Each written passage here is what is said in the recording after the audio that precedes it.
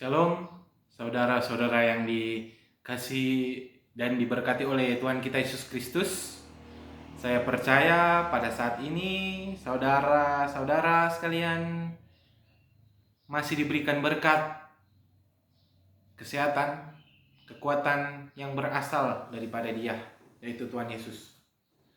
Pada kesempatan kali ini izinkan saya untuk menceritakan sebuah cerita Alkitab yang sangat unik untuk dibahas, bahkan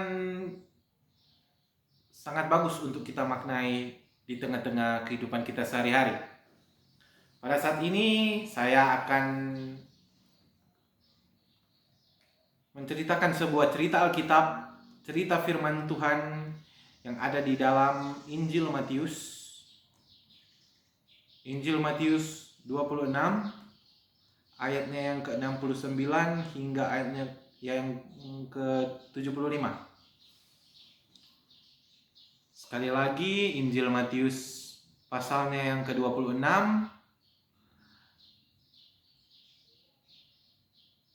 ayatnya yang ke-69 hingga ayatnya yang ke-75.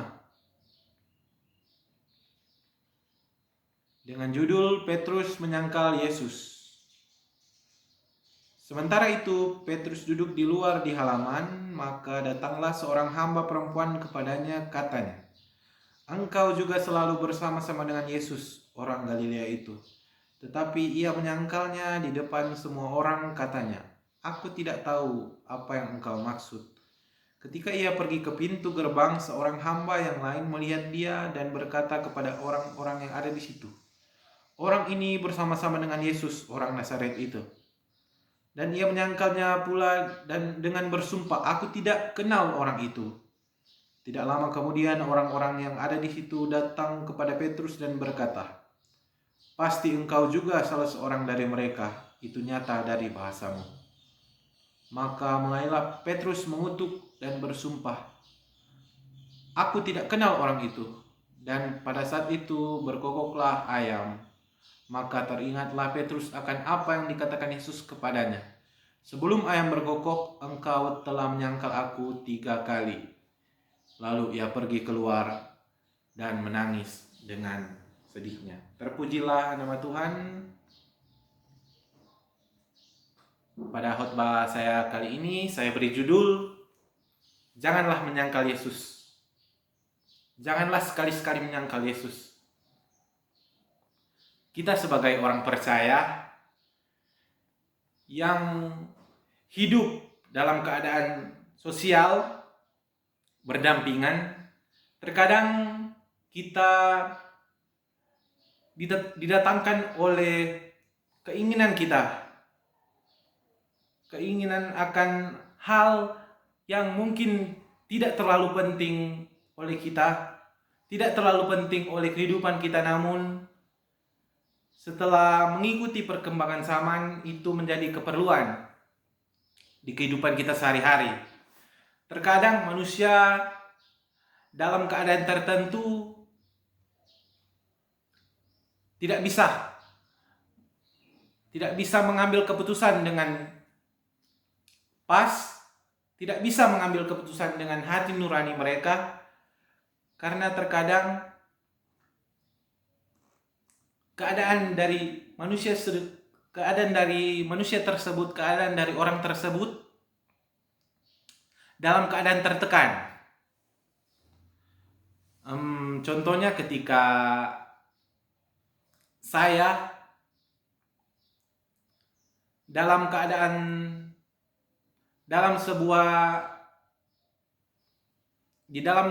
mobil, contohnya ketika saya berada di dalam mobil, tentulah saya merasakan hal cemas. Kenapa saya merasakan hal yang cemas di sini, saudara-saudara? Karena di dalam mobil tersebut kita tidak tahu apa yang akan terjadi di kehidupan kita pada saat itu. Memang kita percaya bahwa kita akan selamat dalam mobil tersebut dengan bepergian kemanapun. Namun terkadang ada suatu keadaan bahwa suatu hal yang mungkin tidak kita ketahui, tidak kita mau keadaan tersebut terjadi di tengah kehidupan kita, itu terjadi. Sehingga membuat kita merasakan hal yang cemas. Begitu pula yang dirasakan oleh Petrus ini ketika ia menyangkal Yesus dan diketahui oleh penduduk-penduduk sekitar, di mana Petrus ini menyangkal Yesus. Karena kita tahu bersama Petrus ini adalah seorang murid Yesus yang pemberani, yang gagah perkasa. Teringat pada malam sebelum Yesus ditangkap, Petrus ini membela Yesus dengan ia menghunduskan pedang di telinga prajurit. Sebuah keberanian yang dilakukan oleh Petrus demi Tuhan Yesus.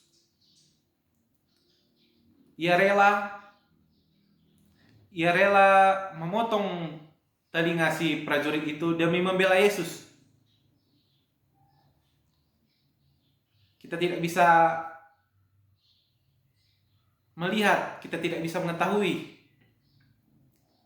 Bahkan kita tidak bisa mencari tahu apa maksud dari Petrus tersebut menghenduskan pedang kepada prajurit-prajurit, kepada salah seorang prajurit di malam hari itu. Sebuah kejadian yang sangat berani yang dilakukan oleh Petrus. Nah, pada konteks ketika Petrus menyangkal Yesus, para orang-orang yang ada di situ menanyai ia dan mengira-ngira bahwa Petrus ini adalah pengikut Yesus. Namun apa yang dijawab Petrus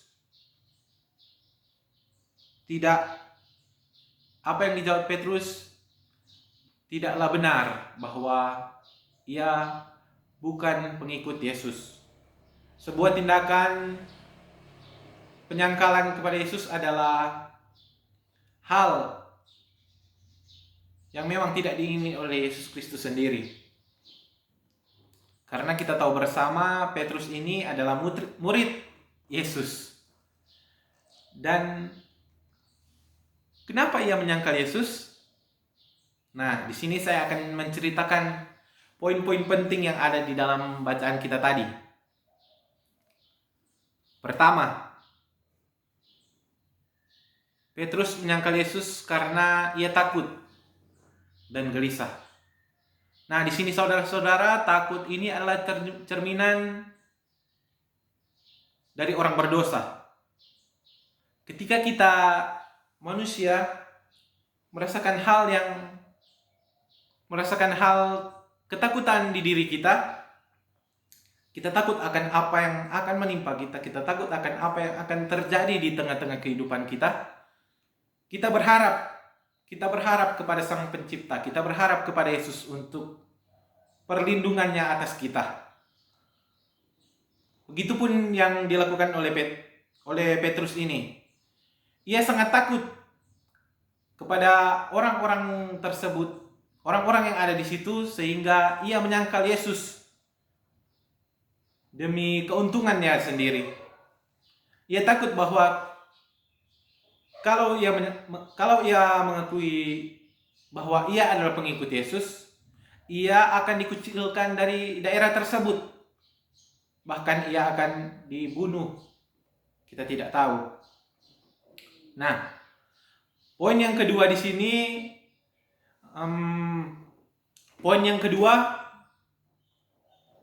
bahwa Petrus ini mengingat apa yang Yesus katakan kepadanya sebelum Yesus ini ditangkap.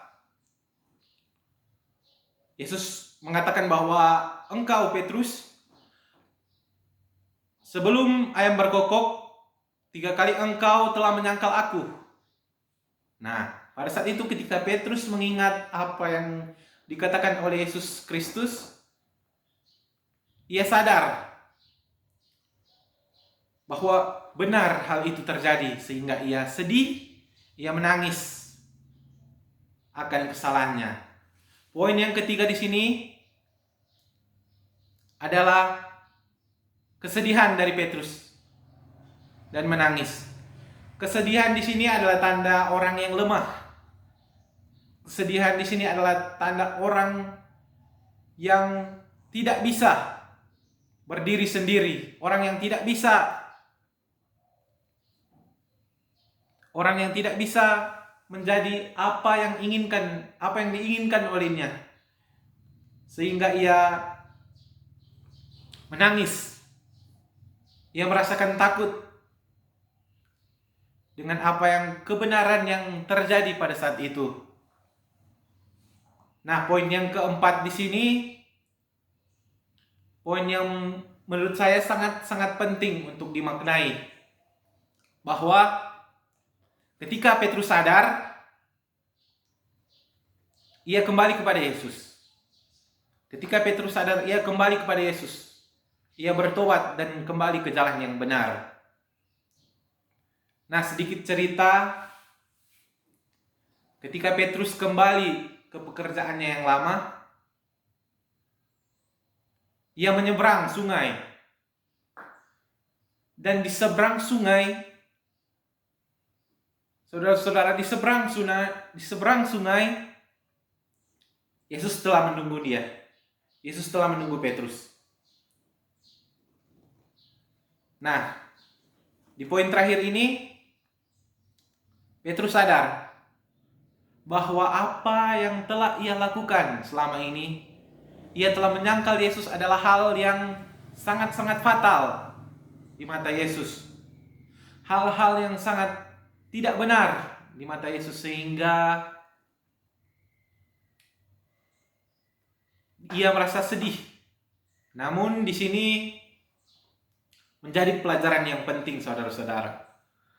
Di balik rasa sedih, di balik rasa kecewa, di balik rasa keterpurukan, kita sadar akan suatu kebenaran yang ada di dalam Yesus Kristus, bahwa Ia menerima kita.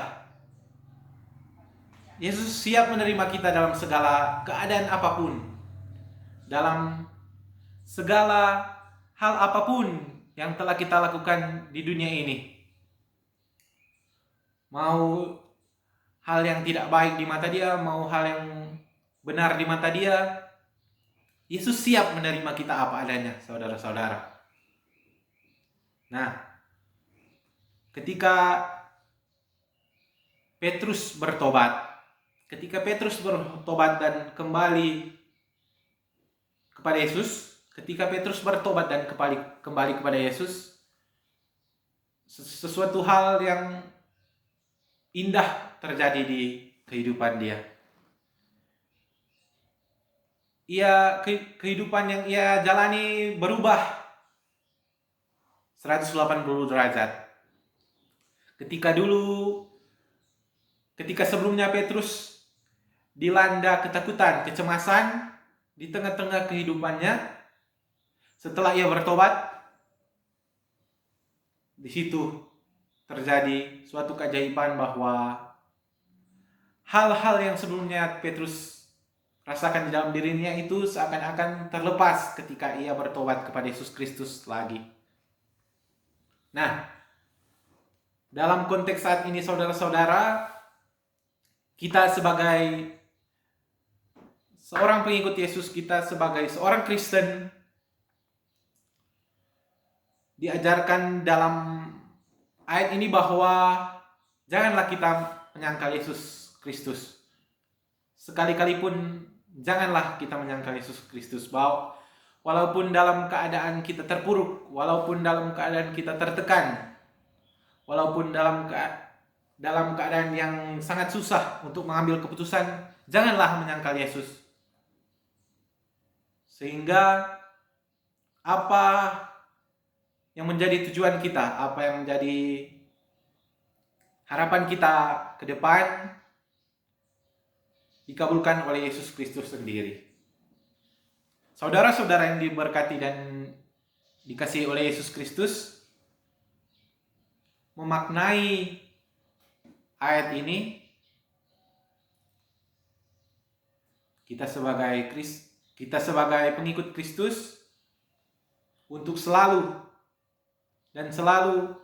berharap kepada Dia, berdoa kepada Dia, jangan menyangkal Dia, dan percaya kepadanya, percaya kepada firman-Nya, sehingga apa yang kita harapkan, apa yang kita cita-citakan, apa yang kita inginkan ke depan dikabulkan oleh Dia.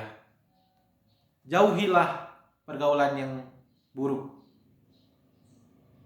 dan rajinlah membaca Alkitab, sehingga pesan-pesan firman Tuhan yang ada di Alkitab dapat kita mengerti, dapat kita maknai di tengah-tengah kehidupan kita sehari-hari. Amin. Terima kasih. Semoga apa yang saya ceritakan pada saat ini dapat dimaknai oleh saudara-saudara sekalian dan dapat dipraktekkan di dalam kehidupan kita sehari-hari. Terima kasih. Sampai jumpa di lain waktu. Tuhan Yesus memberkati. Shalom.